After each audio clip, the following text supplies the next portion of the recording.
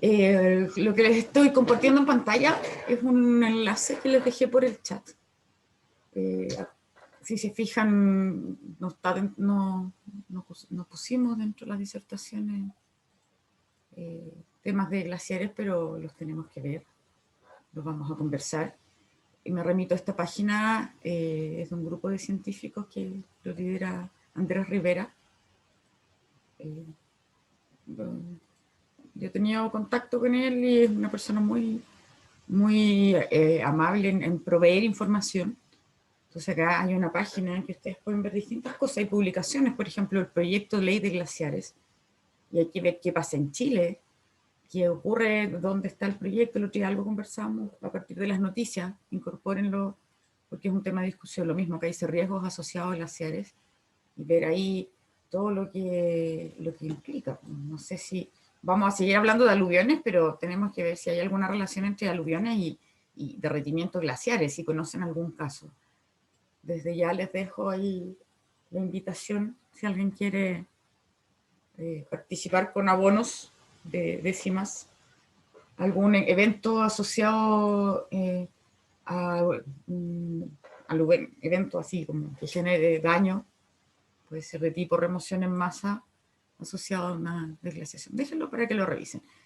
Vean también, estoy dejando incorporar a sus compañeras y compañeros, estoy en esa dinámica mientras trato de hablar. Bueno, en esta página ustedes pueden ver distintos datos, ¿cierto? Dice glaciares en Chile. Uno pensaría que están solo en la zona sur austral, pero no. Hay en distintas regiones y dependiendo del volumen, las poblaciones que hay cerca, puede ir variando entonces la condición. Contarles, aprovechando que estoy compartiendo pantalla, que en la unidad 3, cuando seguimos trabajando en la unidad 3, bueno, acá al final en recursos puse esta página, qué sé yo, y en la carpeta presentaciones están todos los apuntes, incluí lo del modelado glacial, que es lo que vamos a seguir conversando hoy, ¿ya? Y vamos a también hablar de algunas cosas de clima y tiempo atmosférico. Vamos a ver ahora a continuación los aluviones de Copiapó, como les decía, que es parte de lo que nos compete. Buenas tardes, compañeros, compañeras y docente presente. Mi nombre es Juan Pablo Valenzuela y junto con Sebastián Martínez y Matías Osorio les presentaremos nuestro trabajo sobre el aluvión en Copiapó. El área de estudio corresponde a la cuenca hidrográfica del río Copiapó, ubicada entre las latitudes 26 grados con 39 minutos latitud sur y 28 grados con 38 minutos latitud sur, de la provincia de Copiapó, región de Atacama, donde el aluvión afectó principalmente las comunas de Copiapó y Tierra Amarilla. En la región de Atacama hay numerosos ríos y quebradas, pero principalmente nos centraremos en el río Copiapó y la quebrada de Paipote, ya que fueron los más importantes en el aluvión. El río Copiapó posee una hoya hidrográfica de 18.400 kilómetros cuadrados y una longitud de 162 kilómetros. Se forma entre la junta de tres ríos, el río Jorquera, el río Pulido y el río Máules. Se caracteriza por ser un río de régimen pluvio-nival, lo que quiere decir que sus aguas provienen de las precipitaciones y la caída de la nieve. Un total de 20 localidades pobladas se encuentran en la cuenca del río Copiapó. Dos de ellas son ciudades, Copiapó y Tierra Amarilla, y el resto corresponde a poblados y asentamientos rurales. La principal actividad económica está dada por la minera de cobre y oro. Esta se centra principalmente en la comuna de Copiapó, donde se han identificado 54 faenas mineras activas, mientras que en la comuna de Tierra Amarilla existe un total de 32 faenas activas. Solo esta actividad productiva genera al año más de 5.000 empleos en la zona. La agricultura es la segunda actividad con mayor importancia. Principalmente en la zona se encuentran plantaciones de uvas de mesa y pisqueras. También hay plantaciones de olivos, entre otros. La quebrada de Paipote solo presenta actividad durante eventos de precipitaciones y esporádicamente en la época de deshielo. Tras esta confluencia, el río Copiapó discurre a través de la ciudad homónima y desemboca en el Océano Pacífico.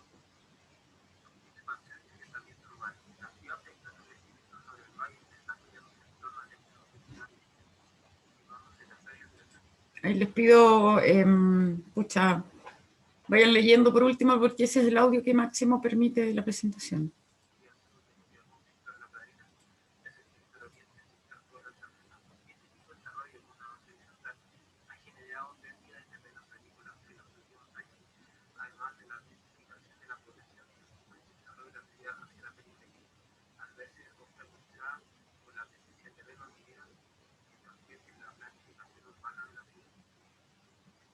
Abastecimiento. El río Copiapó es la fuente de apoyo para el desarrollo agrícola, industrial, minero y de abastecimiento de agua potable. Por otro lado, al ser una zona árida, la escasez de este recurso existirá un problema permanente para su desarrollo. A esto se agregan otras problemáticas que planteaban este deficiente, como son el sobreotorgamiento de derechos entregados por el Estado principalmente a la agricultura de exportación y la minería. El aluvión en Copiapó ocurrió el 25 de marzo de 2015. Tuvo como principal causa la alta isoterma cero, la cual en palabras simples es la línea que divide la altura hasta donde se registrará una precipitación tipo agua, y superior a esta se presentará tipo nieve. Generalmente en esta zona la isoterma cero se encuentra entre los 1000 y 2000 metros sobre el nivel del mar, y en estas fechas se estima que estuvo entre los 3500 y 5000 metros sobre el nivel del mar, provocando así que llovieran zonas en las que se acostumbraba a precipitación tipo nieve.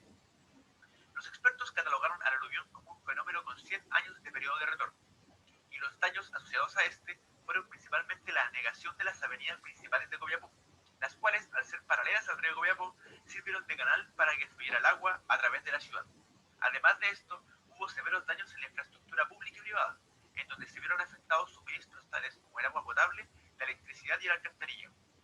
El agua en algunas calles alcanzaba el metro de altura. La gran mayoría de subterráneos de supermercados y del mall de la ciudad se vieron tapados en barro, así como también fue el caso del recién inaugurado estadio Luis Valenzuela Hermosilla, que se encuentra bajo nivel y tuvo pérdidas casi totales. Dentro de las personas afectadas por el suceso se encuentran 31 personas fallecidas, 16 desaparecidas y más de 35.000 damnificados. En el año 97 hubo una fuerte lluvia en la ciudad que produjo inundaciones. Posterior a esta, se realizaron piscinas decantadoras para evitar una nueva situación así. Pero como el fenómeno ocurrió en el año 2015 tuvo un origen distinto, estas no funcionaron, y posterior a este se realizaron estudios para evitar un nuevo movimiento similar. Dentro de estos, se realizó el ensanchamiento de la quebrada Paipote, además de la construcción de zonas de inundación en las zonas más afectadas durante el aluvión, tal como fue la población de los pintores en la comuna de Paipote. El 13 de mayo de 2017 ocurrió un evento de similares características, debido a las fuertes lluvias las cuales culminaron en el desborde del río Copiapó, afectando de similar manera al aluvión del 2015. La diferencia más significativa entre estos dos fue que en 2015 la ciudad se llenó de barro. En cambio, para el 2017, la ciudad sufrió inundaciones debido al agua desbordada por el río. Con respecto a las inundaciones fluviales, la ciudad de Copiapó está expuesta a los impactos de las crecidas del río Copiapó y las quebradas de Paipote. Otro elemento a analizar en relación a la amenaza por inundaciones fluviales son las modificaciones en el lecho actual del río debido a la extracción legal y la reducción del cauce del río en la zona debido a obras urbanísticas. La curva llena de la era residencial es una zona con potenciales amenaza debido a la actividad habitacional, a partir de la cual se puede mirar de inmediata de las que conjunto preferencias contra la víctima de delitos o conocidos como enfocándonos en la planificación urbana futura, como existen desafíos como los impedimentos geográficos de la condición de desierto que representa un límite claro y no permite a la ciudad meterse más allá sin cambiar drásticamente las condiciones de hábitat. Otro punto a destacar es la escasez hídrica, dada la actual condición de las reservas de agua en la cuenca, el escaso escurrimiento de aguas superficiales que dan sentido al río como elemento conformador y el desarrollo de la ciudad, que a su vez limitan el desarrollo de esta misma. Por otro lado, también podemos ver la necesidad de la construcción de tranques retenedores de agua lluvia, los cuales buscan evitar la inundación en varios asentamientos urbanos localizados en la parte alta de la Copiapó, evitándose además la generación de aluviones que dañen las viviendas y en general causen inundaciones que afecten a todo el entorno de la ciudad. Ok, yo agradezco los trabajos. Pucha, lamento que quizá no se escuchará del todo.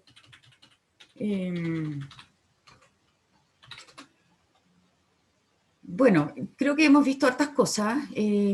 A ver, antes de pasar a otras presentaciones, quería mostrarles unas cosas. Dado que se han mencionado harto el concepto de piscinas decantadoras, lo mencionaron en Macul, lo mencionaron ahora en Copiapó. Entonces, bueno, estaba un poco relacionado con lo que hablábamos hace un rato atrás, o sea, hasta qué punto el ser humano puede intervenir. La mayoría sí, pero hay presentaciones, como les dije delante, que son parte de charlas que están en la clase grabada. Tengo que subirla a OneDrive.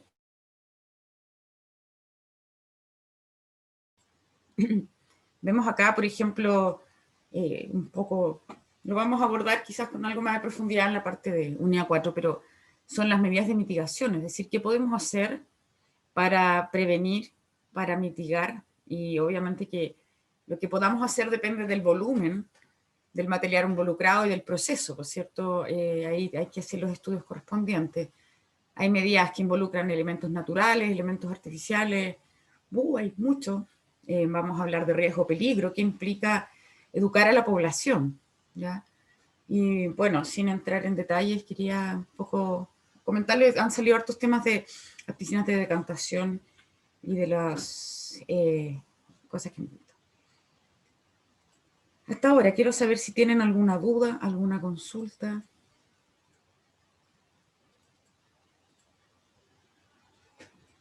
¿No? Ya.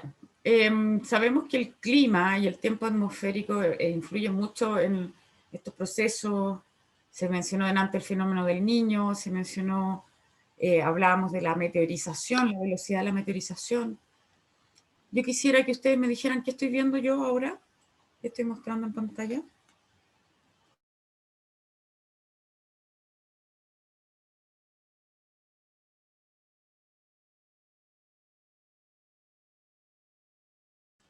¿Alguien, por favor? Quisiera participar.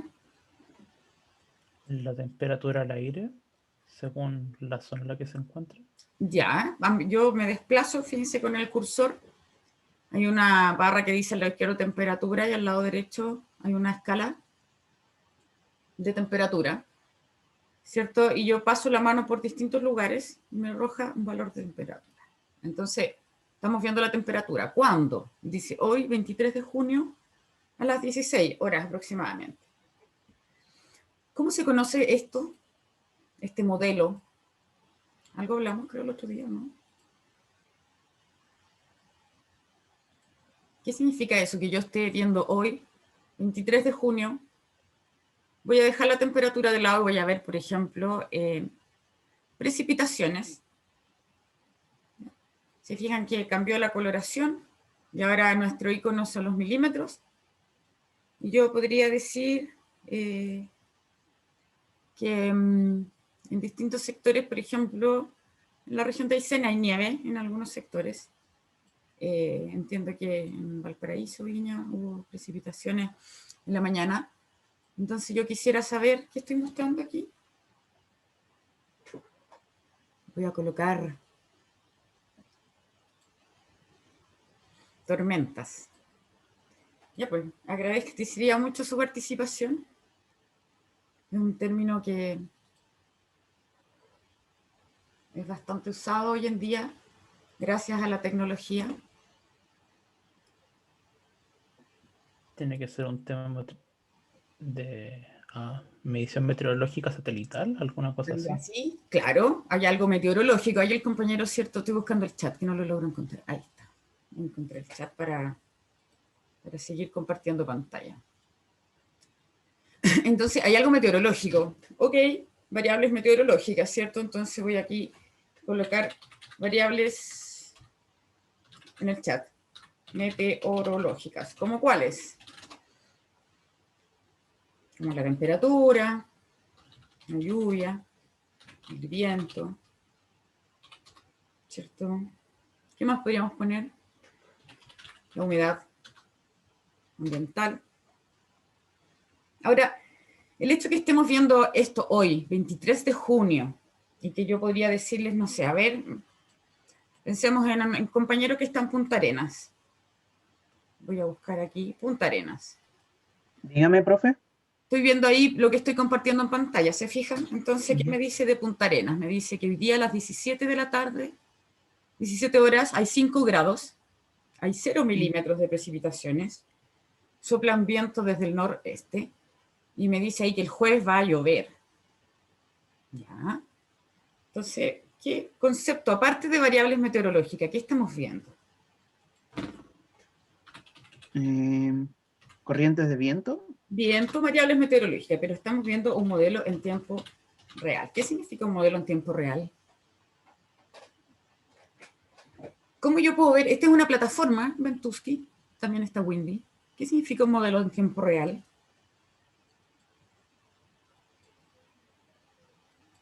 Chicas, Que chicas. analiza lo que está pasando en el momento, es que es como Pero redundante. muestra lo que está pasando en el momento. Ahora, ¿cómo es posible que se construyan estos modelos de las variables meteorológicas en tiempo real?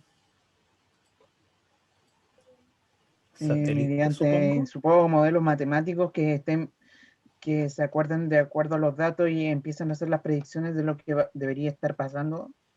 Ya, perfecto. ¿Qué más podríamos? A ver, otra persona que Una serie de monitores, estaciones, satélites. Debe ser una red de Ya, hartas cosas para ver tantos temas distintos, supongo. claro, claro. Pero mira, voy a mostrarlo de una forma bien simple. Este es un práctico que hago acá en otro. Si se fijan, bueno, eh, básicamente hay estaciones meteorológicas. ¿Qué son las estaciones meteorológicas? Son instalaciones, antiguamente eran manuales. Les voy a mostrar ahí algunas láminas, nos vamos a meter en algunas páginas. Esto está y no está en los apuntes, pero va a estar en la clase grabada. Las estaciones meteorológicas registran. ¿Qué registran? Las variables atmosféricas. ¿Cuáles? Como estábamos anotando ahí en el chat. Claro, las variables meteorológicas, como la temperatura, decíamos, la lluvia, la nieve, el viento, por ejemplo, la humedad, etc. Ahora, hoy día, afortunadamente, las comunicaciones satelitales nos permiten recopilar esta estación en distintos lugares del mundo, y estos van a centros de investigación que básicamente hacen un modelo en tiempo real. Entonces, en particular, lo que estamos viendo acá es un modelo en tiempo real. ¿De qué? De las variables meteorológicas en el tiempo. Por eso, se fijan, es un modelo, yo paso la mano por todos los píxeles, ¿sí es cierto? Y me da la temperatura. No es que hayan estaciones en cada punto, sino que el modelo me permite, y claro, es la gracia de los modelos, que me permiten hacer una predicción y una previsión. Por ejemplo, yo voy a avanzar en el calendario al día miércoles 30 de junio, y podemos ver, por ejemplo, lluvias, precipitaciones. Entonces podríamos decir, sí, ya sé, para Punta Arenas, estábamos viendo hace un rato Punta Arenas, vamos a ver qué se espera para el día, la previsión, podemos ver los días que corren.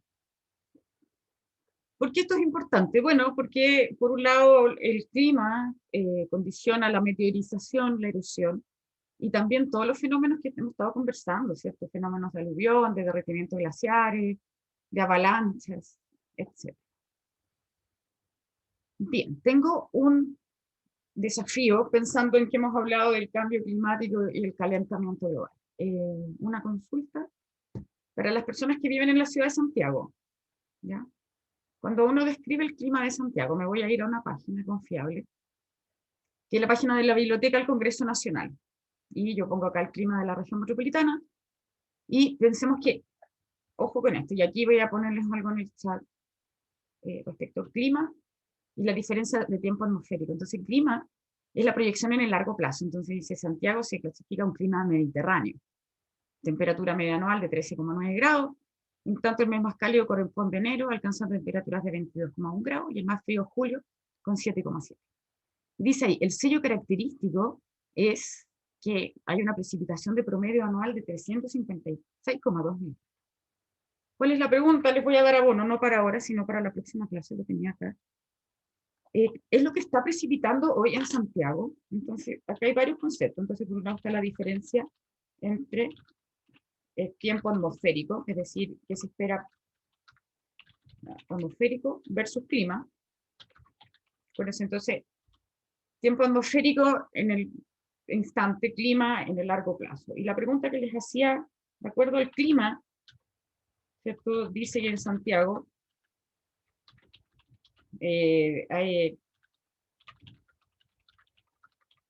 existen promedios anuales de 352 milímetros al año. Les hago la pregunta, ¿cae esa lluvia en Santiago? ¿Sí? ¿No? ¿Desde hace cuánto tiempo? ¿Tiene que ver con el cambio climático?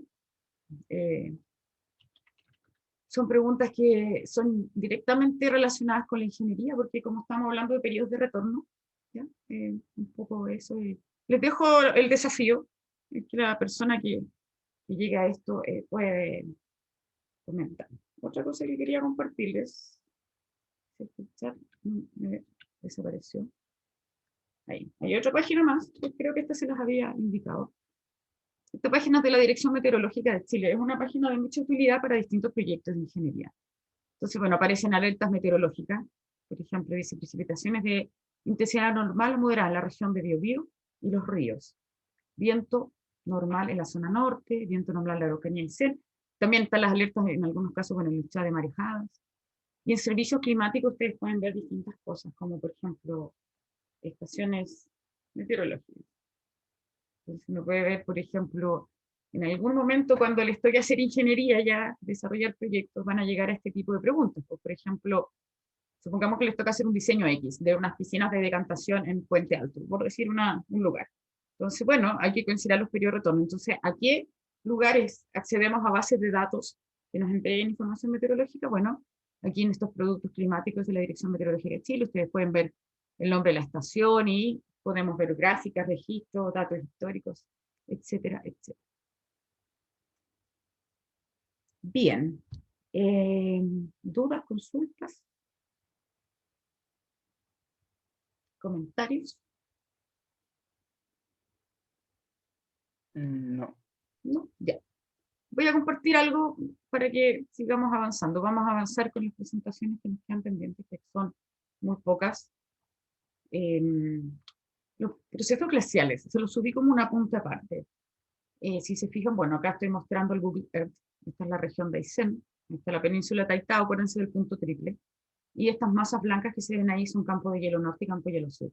Como dato, una parte del limítrofe con Argentina está aún pendiente porque está bajo los campos de hielo. Y lo que alguien me decía en otro curso, me decían, los argentinos ya la dibujan. Bueno, no sé, son parte, hay que ver cómo es la topografía bajo esta capa. Fíjense que la criósfera, esta capa puede cubrir hasta 3.000 metros, es decir, cubre completamente el relieve. Y vamos a ver algunas cosas del tipo de glaciar, las formas que dejan, los riesgos asociados a los glaciares, un poco la página que les estaba mostrando. ¿Ya? No solo hay glaciares en la zona sur austral, sino que hay glaciares hasta en zonas de Centroamérica que, al contrario, generan más riesgo porque los glaciares están con mayores tasas de derretimiento. Etc. Vamos a mirar después algunos mapas. Bien.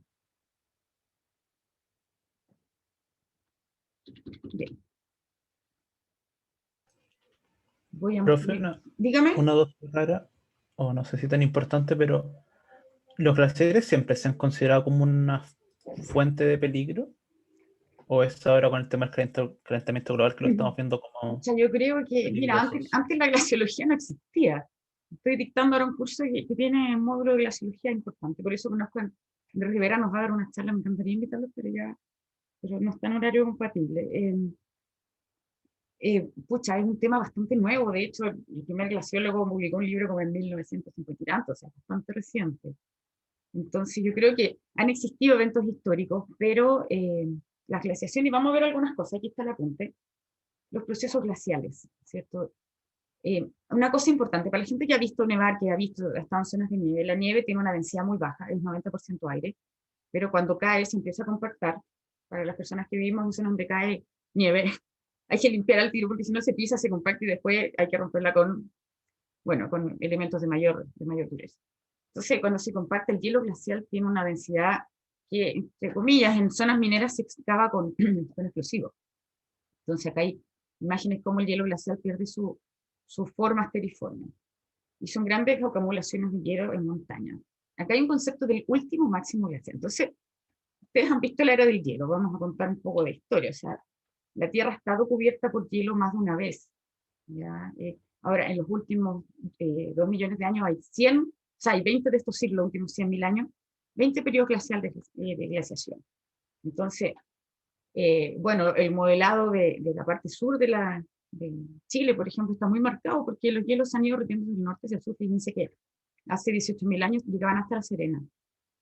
Entonces, bueno, y acá hay una diferencia entre glacial y glaciar. Glaciar es la masa de hielo y glacial es todo el entorno, el proceso, el movimiento que deja un glaciar. Entonces, como algo un poco, hablaban del proceso fluvial, el glacial es similar. Todos los sistemas en la Tierra se tienen que mantener en equilibrio. Entonces, un glaciar tiene que tener una zona de acumulación y una zona de evaporación. Y tal como nos decían recién, está la línea divisora de nieves, que está muy ligada a los 0 grados. Entonces, en una época de glaciación hay más acumulación, ¿ya? Y por lo tanto, me están hablando por chat, no lo veo. Bueno, veo el chat. Estoy buscando el chat, no, para tratar de responder. Claro, me están haciendo una pregunta, la vamos a responder. Bueno, hay distintos tipos de glaciar y me preguntan ahí por el chat, ¿por qué a un glaciar en los pies de un volcán? Claro, pues fíjense que hay procesos que están relacionados, hay avalanchas y relacionadas con el derretimiento de glaciares en zonas de volcanes. Fíjense que cuando cae más acumulación el glaciar avanza y se habla del retroceso de los glaciares porque, bueno, cuando hay menos input y hay más evaporación al glaciar, la masa de hielo se pierde y vamos a ver qué es lo que queda. Entonces, este es un sistema glaciar típico. Hay una zona de acumulación, un circo glaciar, la línea de nieve y las lenguas glaciares que avanzan. Creo que les mostré el video de los glaciares, ¿sí? Que los glaciares se mueven. ¿Sí? ¿Me confirman? Se los mostré hace un par de clases. Por favor, del movimiento de los glaciares. Por favor, ¿no? ¿No se acuerdan? Ya, pues díganme, por favor. No, profe. No, ya, vamos a ver el tiro entonces. Eh,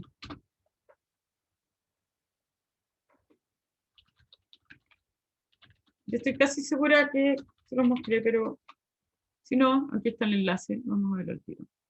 De ahí voy a ver bien tu pregunta, Daniela. La leí a sedentarios, pero son todo lo contrario, particularmente los que están en laderas inclinadas.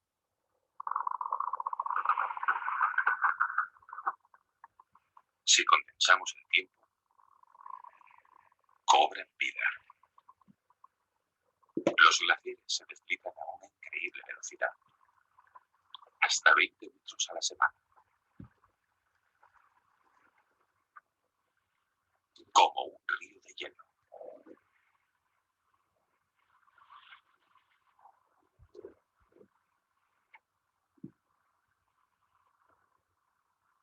El enorme peso del glaciar hace que las masas de hielo se deslicen sobre una capa de agua. Mientras se deslizan, arrancan piedras y rocas del suelo y las llevan consigo. Como una lija gigante, el glaciar alisa su lecho de piedra. El impacto de los glaciares sobre el paisaje es muy claro. Desde los valles en forma de U de Escocia a los profundos fiordos de Noruega. Ya, no lo vamos a ver entero, Y desde véanlo ustedes y lo vamos a ver quizás en la próxima clase. Se los voy a dejar por chat. Porque, bueno, a mí un poco algo que me motiva adicionalmente es que ustedes se fijan que da ejemplos, dice desde los fiordos de Noruega hasta los Alpes, pero bueno, acá en Chile tenemos evidencias claras, quizás ahí para la próxima semana las personas que viven en zonas donde los glaciares pasaron hace un tiempo no tan pasado, pueden mostrarnos fotos. Yo les puedo mostrar algunas fotos, por eso les digo más que mostrarle fotografías de otros países. Tenemos Chile, antecedentes y lugares suficientes. Creo que se las mostré la clase anterior. Voy a mostrar una foto. Aquí está. Esta fotografía chilena es camino a Santiago, Mendoza. Se fijan, aquí hay un amplio valle en forma de U. Esto es evidencia clara del paso de un glaciar. Voy a mostrar otra, una bastante característica. Las muestro al tiro.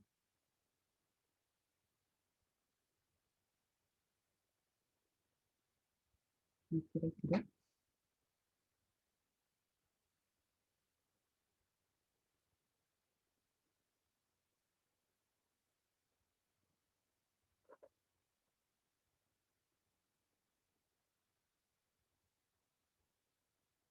Aquí está.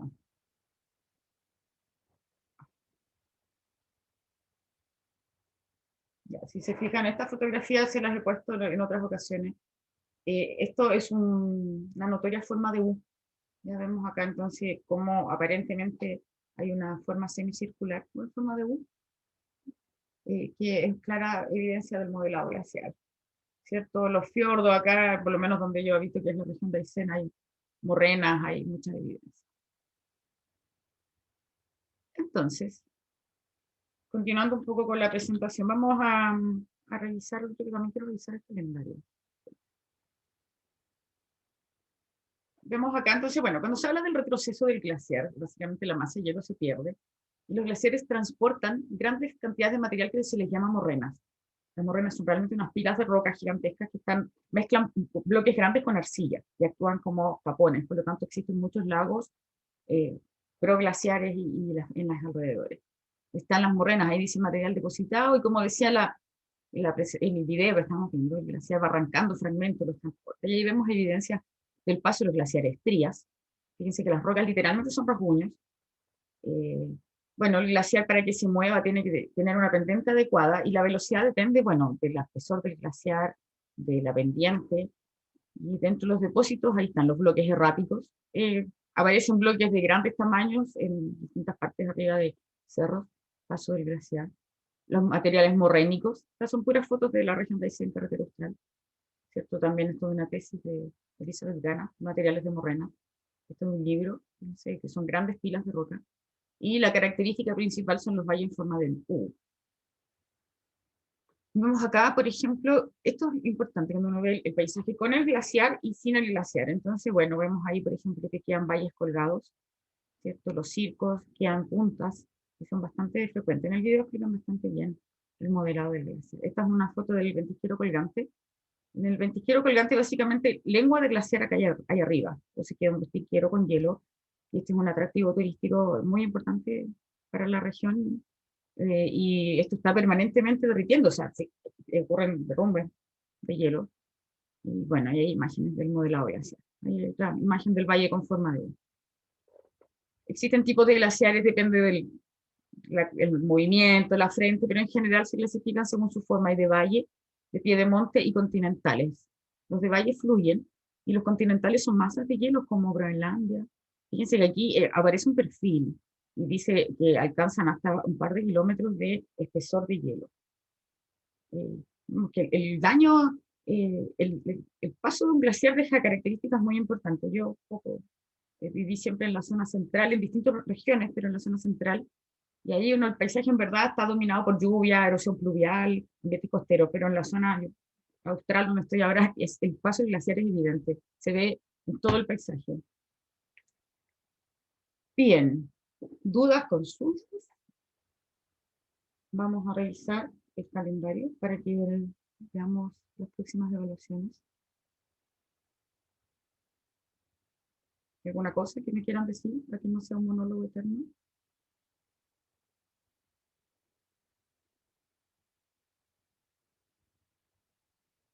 ¿No? Bueno. Ya. Este es el calendario de clases. Estamos a 23 de junio. ¿Ya? Si se fijan, hemos hablado de ambientes glaciales, costeros. Vamos a seguir practicando. Me gustaría, voy a dejarlo anotado. Pucha, podría dejarles una guía de desarrollo. Tengo una guía que es fácil, sin nota, para resumir los ambientes.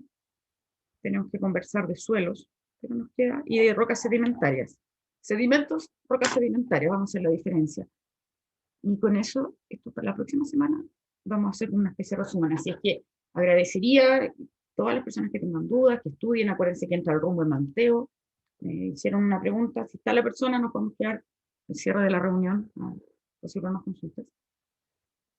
Y después en el certamen, 7 de julio, receso 14 de julio, y después ya vamos a trabajar full aplicado a la ingeniería, con un trabajo práctico que reemplace el certamen 3.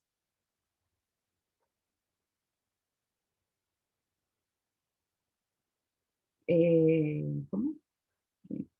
¿Qué entra en el certamen? Entra todo lo que no controlamos, entra desde geología estructural, ¿ya? Vamos a ver rocas sedimentarias y todos los ambientes superficiales, meteorización. Es que la unidad 4, en fin, no la hemos visto, porque mira, si tú te fijas, acuérdate que tenemos el curso organizado en unidad 1, que era como la introducción, cuando vimos tiempos geológicos, unidad 2, vimos la estructura interna de la Tierra, unidad 3, todo lo que es proceso, interno y externo. Y unidad 4 todavía no vemos nada. Entonces voy a tratar de entender tu pregunta. Mira, más que un glosario, Matías, les voy a subir una guía. Sí, la de Volpaico la tengo, pero la vamos a ver cuando veamos rocas sedimentarias. ¿Cómo verlo al tiro? ¿Ya? Y lo dejamos la próxima clase para dudas, consultas. Mira, es la unidad 3 la prueba, pero no es entera, porque acuérdense que en la unidad anterior evaluamos tectónica de placas, volcanes, metamorfismo. Entonces entra desde geología estructural en adelante. Es decir, falla, diaclasa, pliegue, rumbo manteo, ¿qué más hemos visto? Mecanismos ya asociados de inestabilidad, algunas cosas de procesos superficiales, exógenos, meteorización, erosión, sedimentación, ambientes costeros, ambientes fluviales, ambientes glaciares, ambientes eólicos.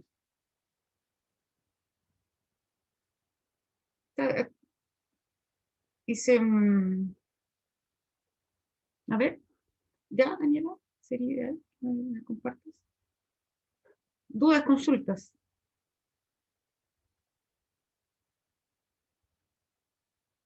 Mientras me comparten una foto.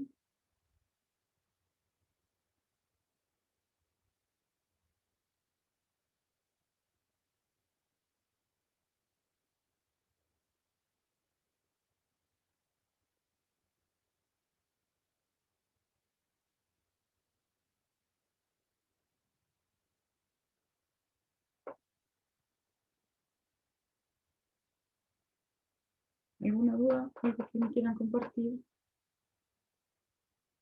Ya. Acá me quisieron compartir algo. Mientras leo el chat. Esto es el volcán, por lo que entiendo, el volcán Villarrica. Espérense, es que no encuentro el chat si tengo compartido. Entiendo que el volcán Villarrica la base. Y me preguntan algo relacionado con el agua potable.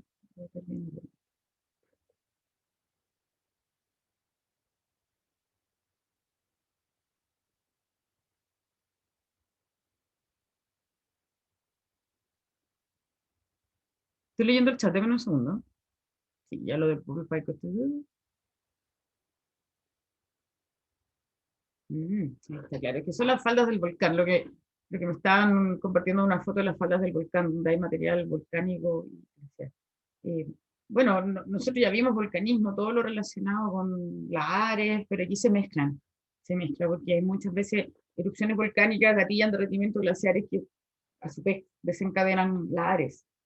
Y un poco me preguntan la relación, tendría que tener más antecedentes para responder, pero me preguntan un poco la relación con la contaminación de potencial agua bebestible. Claro, es evidente, pues, si ustedes se fijan, hemos visto el ciclo del agua, lo vamos a seguir viendo, es fundamental porque está el agua subterránea, entonces hay que hacer los estudios. Yo les he contado casos de las terrazas fluviales y cómo se utilizan, eso también me gustaría conversarlo. A ver, respondiendo a alguna de las preguntas. Yo creo que por ahora no se preocupen del certamen 3, se preocupen más del certamen 2, que es el que viene pronto. Ya vayamos, yo el trabajo, les voy a hacer un trabajo de geología aplicada y adelantarles desde ya. Vamos a ver algo que ya ustedes conocen, que es parte de la clase. Vamos a ver aquí. Esto ustedes ya lo conocen. Este es el mapa geológico del área San Antonio-Melipilla. En este trabajo yo les di estos mapas y les pedí que hicieran un ejercicio con las estructuras geológicas. La verdad es que no lo evalué, sí les puse décima a las personas que hicieron el trabajo, que fueron bastante pocos, pero esto deberían practicarlo. ¿Y en qué consiste? Bueno, por un lado hay información, ya sabemos que los colores, las siglas significan, lado derecho, edad, ¿ya? Y tipo de rocas. Y hay una simbología asocia estructuras, fíjense, falla cubierta, rumbo, manteo de estrato. Me preguntan recién, alguien me decía, tengo duda con las fallas. Sí, vamos a hacer, la próxima semana vamos a hacer una sesión de reforzamiento, pero previo a eso tienen que estudiar. Sergio, creo que era Sergio la persona que me estaba escribiendo, escríbeme la duda, porque le respondí a otra persona, entonces si no, último, te invito a una mini sesión. ¿Ya? Entonces, revisen esto y hoy día Google Earth y algunas plataformas nos permiten ver esto. Acá, ojo con los perfiles, ¿se acuerdan que el otro día construimos un perfil a partir de información? ¿Ya? Y cómo esto va a influir, y seguramente el trabajo aplicado desde ya les adelanto va a incluir esto, un perfil, quizás se lo voy a dar yo, o voy a tomar este y le voy a decir, ya, acá vamos a hacer un túnel, y vamos a aplicar la geología a la ingeniería, esa es la idea. Respecto a las fallas, vayan viendo, por ejemplo, la nomenclatura. Acá a mí me interesaba ver, ¿dónde está la falla del río Maipo? ¿Qué nos hablan recién? Falla Río Maipo. Se fijan que acá está la desembocadura del río Maipo entre San Antonio y Santo Domingo, ahí donde está Yoyeo, ¿cierto? Y el puente, ¿cómo se llama este puente? Se cayó con el terremoto del 2010. Está el río Maipo. Acá podemos ver inmediatamente que es un río fluvial y anastomosado, porque el cauce se divide en varios. Y vamos a tomarle atención a todas estas letras Q. Dice QFS, QT. Acá dice QF. ¿Ya? Entonces les adelanto, la letra Q tiene que ver con el cuaternario, es decir, con elementos recientes. Y aquí ya no hay rocas, sino que son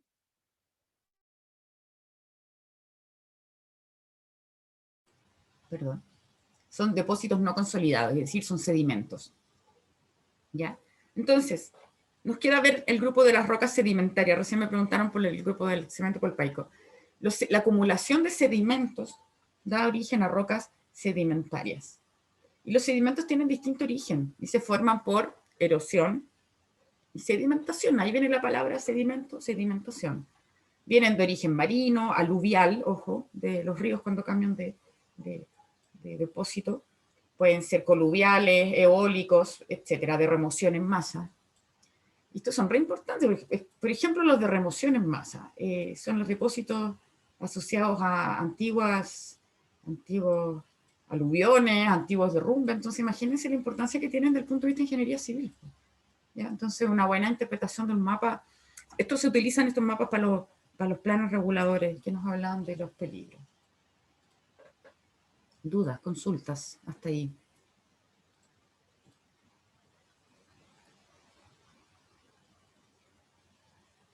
¿No? Espérense que hay unos chats ahí. Ah, ya lo veo.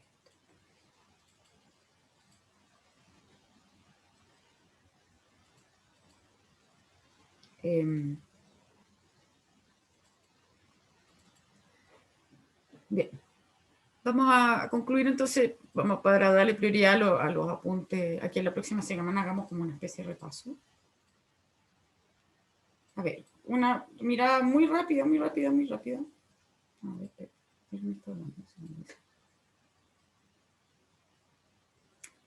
no, en la guía que les voy a subir no, pero pueden ver las clases y volver a practicar.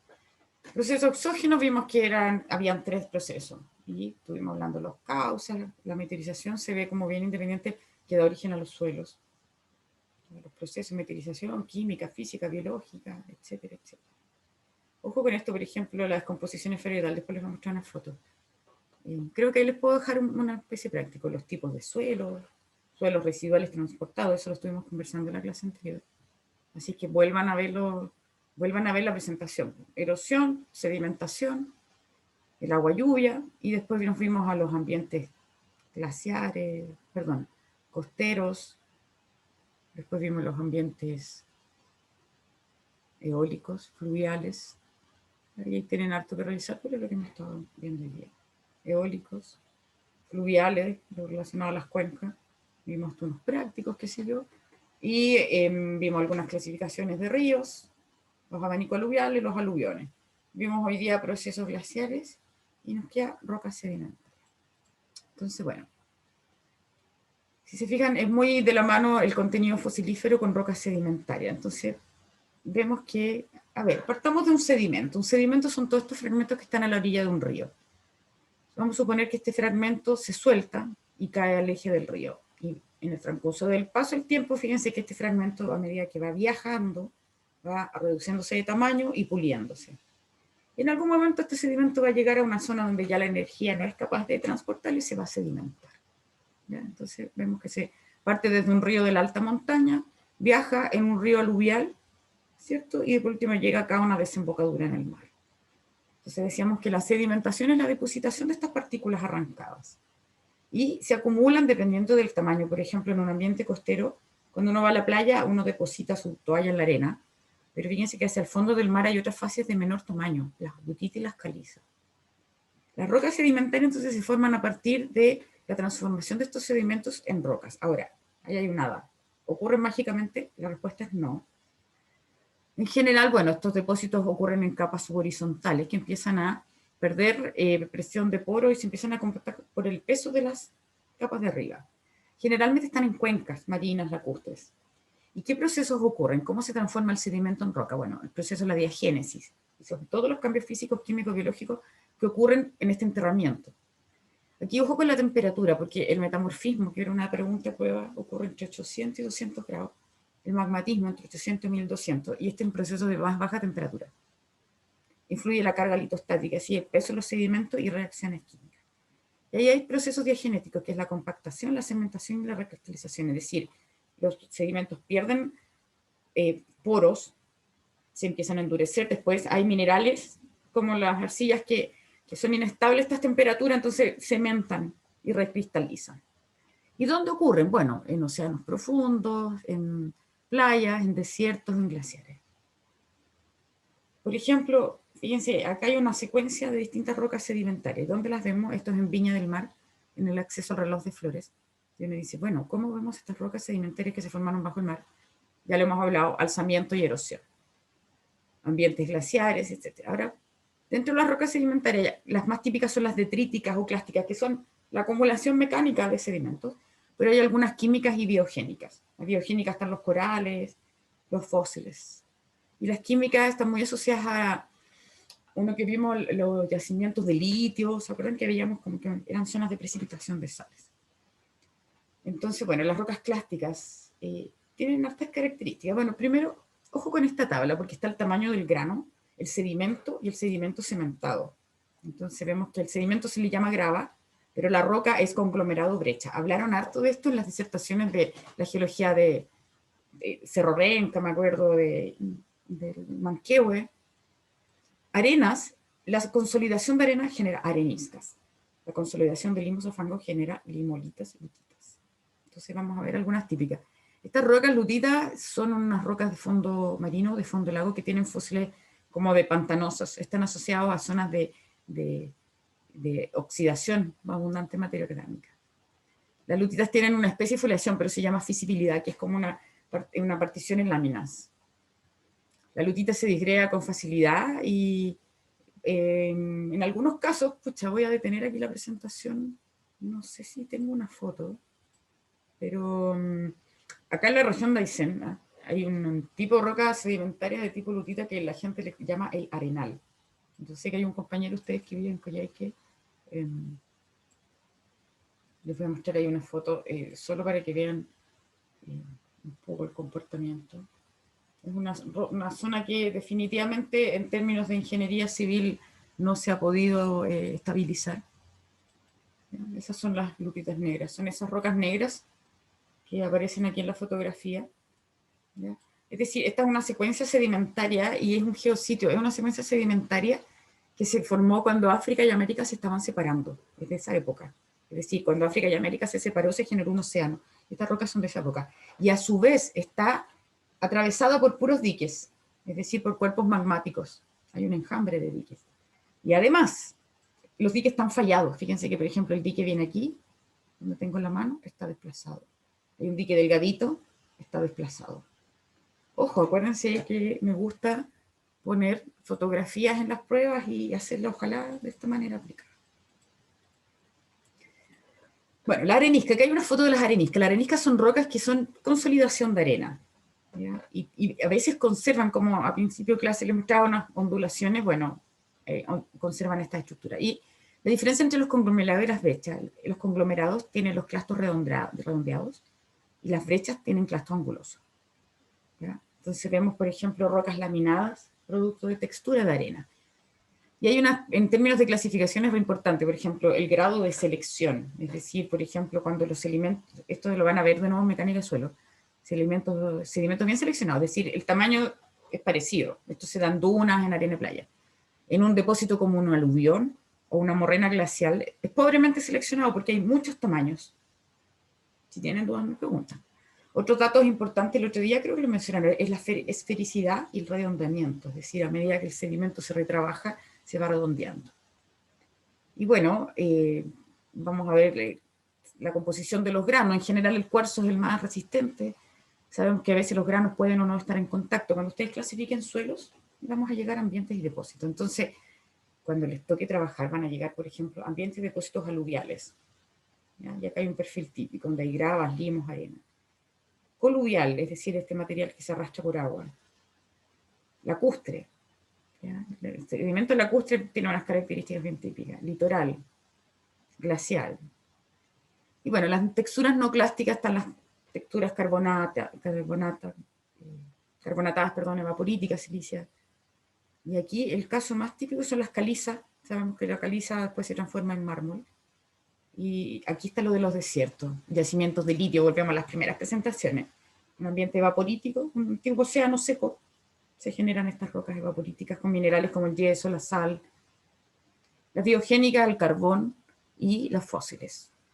¿Qué son los fósiles? Pregunté a inicio de clase, bien respondieron. Marcas, reemplazos, troncos fósiles, marcas de troncos fósiles, resina. ¿Qué lugares hay preferentes para la fosilización? De lugares donde no hay energía, lugares para arrastrar los cuerpos donde no hay oxígeno. Una desembocadura sería difícil porque el cuerpo se rompería. Y hay algunas características. Las rocas sedimentarias cubren amplias extensiones, pero tienen un poco volumen porque son muy de bajo espesor. Es importante las evidencias porque nos dan indicios del pasado y en ingeniería civil son fundamentales. ¿Alguien me habla por chat? ¿Sí? No lo encuentro. No lo sé. Me preguntan si vamos a ver este evento específico. Pucha, puede ser. Es que tengo elaborado el certamen, pero tengo que obviamente ajustarlo. Profe, Dime. es algo que estaba pensando, por ejemplo, para cortar un poco el certamen, es, por ejemplo, que en el certamen anterior había muchas preguntas de verdadero y falso que estaban separadas. Y si se podrían agrupar en menos preguntas, menos enunciados con más preguntas. Sí, eso me pidieron, pero de todas maneras es más corto el certamen, eso se los aseguro. ¿Ya? Ah, ya.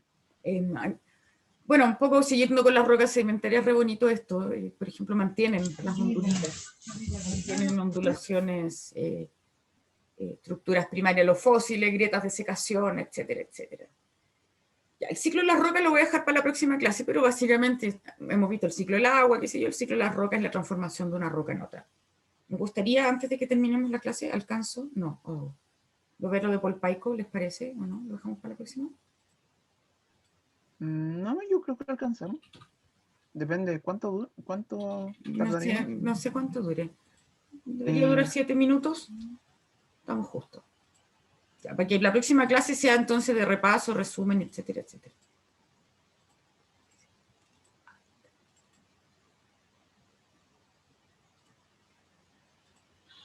Buenos días, profesora. Buenos días, compañeros. Con mi grupo le hablaremos sobre las minas de cemento Polpaico. Bueno, es un pequeño pueblo que pertenece a la comuna y ciudad de Tiltil, ubicada en la región metropolitana.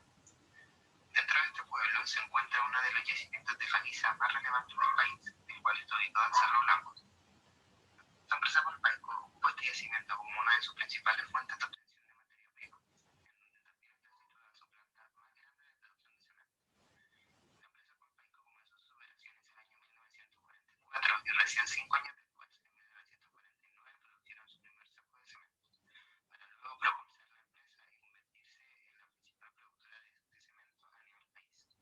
Durante el proceso de extracción y producción del cemento de Polpaico se encuentran presentes dos tipos de rocas, caliza y bauxita. Por otro lado se encuentran varios minerales como el caolín, conchuela, hierro y yeso. La caliza es una roca sedimentaria compuesta en un 90% por carbonato de calcio, especialmente calcita y aragonita. También puede contener pequeñas cantidades de minerales como arcilla, hematita, cuarzo. Tiene dos características que nos ayudan a diferenciar esta roca de las otras. Es menos dura que el cobre y reacciona con efervescencia en presencia de ácidos. Además, esta es soluble en aguas aciduladas, proceso en el cual se le conoce como meteorización kárstica. Esta piedra se puede formar por procesos inorgánicos o bioquímicos. La bauxita es una roca de color pardo con manchas rojas y constituye la principal mina de aluminio. Está compuesta por óxido de aluminio con varios grados de hidratación. Es un residuo producido por la meteorización de rocas ígneas en condiciones geomorfológicas favorables. Posee una varianza de 1 a 3 en la escala de Mohs y una densidad relativa de 2 a 2,5. Estas dos rocas, junto con los minerales nombrados, son utilizadas en la producción del cemento. La materia prima que se utiliza es la piedra caliza, la cual se mezcla con agua para crear la pasta de caliza. Luego procesarla se mezclará con los minerales ya mencionados. Con respecto a la extracción de este material, lo primero que se hace es obtener las materias primas. Las canteras son explotadas mediante explosiones controladas para los materiales duros, como las calizas, y en el caso de los materiales blandos, como las arcillas, se utilizan excavadoras. Luego de tener la materia prima, se procede a clasificar y triturar el material, hasta el punto de obtener una granulometría adecuada para el producto de molienda, trasladando esto en cintas o camiones para el siguiente paso. Lo siguiente es pasar el material ya triturado por máquinas seleccionadoras para la prehomogenización, la cual permite dosificar los distintos componentes. Luego se vuelve a pasar por una moledora para así facilitar su cocción. El material es precalentado para facilitar la cocción mediante un precalentamiento. Luego, cuando esta harina ya precalentada está preparada, esta se introduce en un horno, los cuales llevan a una temperatura de 1500 grados Celsius, produciendo así las reacciones químicas que dan lugar a lo que se conoce como clinker. Cuando el clinker sale del horno, este se enfría en enfriadores de aire frío, el cual reduce su temperatura hasta llegar a los 100 grados Celsius. Luego de reducir su temperatura, este se pasa por moliendas y se mezcla con yesos y adicionales dentro de un molino. Luego de esto, el cemento es almacenado en silos, siendo este separado según los tipos de cemento. Y finalmente, el cemento es distribuido a lo largo del país. Importancia. El cemento es un material importante en las construcciones porque permite lograr la formación del hormigón. Es usado para unir agregados pétreos y arena en una mezcla consistente y que actúa como aglomerante. Usos. El hormigón es usado para la construcción de soleras, muros y ladrillos. El hormigón armado es usado para construir pilares, cimentaciones, vigas, entre otros elementos que constituyen una estructura. Polpaico ha sido conocido desde 1874 debido a la extracción de cal y soporte en la construcción del Palacio de la Moneda y el puente Calicanto. Esto ayudó en gran parte a que las ciudades crecieran. Algo interesante en la comuna de Tiltil es la cantidad de minas en el sector. En 1977 había 51 minas, 11 lavaderos y 6 trapiches. La producción para esa época ocupaba el tercer lugar a nivel nacional en la extracción de oro. El boom de la minería ocurrió en 1955, debido al cierre de las salitreras en el norte, provocando que la gente migrara hacia esta zona. Una de las pocas plantas concentradoras, las cuales procesan cobre que siguen vigentes, es la Marquesita abandonada. En 1943 se vendieron los terrenos de la hacienda de Polpaico, donde se encuentran las galerías de Polpaico, minas de cal ubicadas en Cerro Blanco. Se inició la planta de cal y 2 años después comenzó la construcción de la fábrica de cemento Cerro Blanco. Cementos Polpaico generó un gran impacto en la economía y vida social del lugar, lo que hizo que el sector se transformara. En 1948 se elabora carbonato de cal, el que tenía una alta demanda en la época. Uno de los efectos de la planta fue la fundación de la localidad de Cerro Blanco en 1973. Esto nace de la necesidad de los trabajadores, dado el crecimiento de la fábrica de cementos Polpaico, de tener un lugar para vivir cercano a su lugar de trabajo. Copiando el modelo de asentamientos de las salitreras, se construyeron estructuras recreacionales, iglesias, policlínicos y destacaban las escuelas de la ciudad. Gracias por su atención, eso fue todo. Ok, súper. Felicitaciones, muchas gracias. Bueno, ¿por qué Cementos Polpaico? Ahora ustedes ya comprenderán que hay un uso importante de las rocas sedimentarias, especialmente las calizas, como nos contaban ahí, las rocas con carbonato de calcio y en la fabricación de cemento. Hay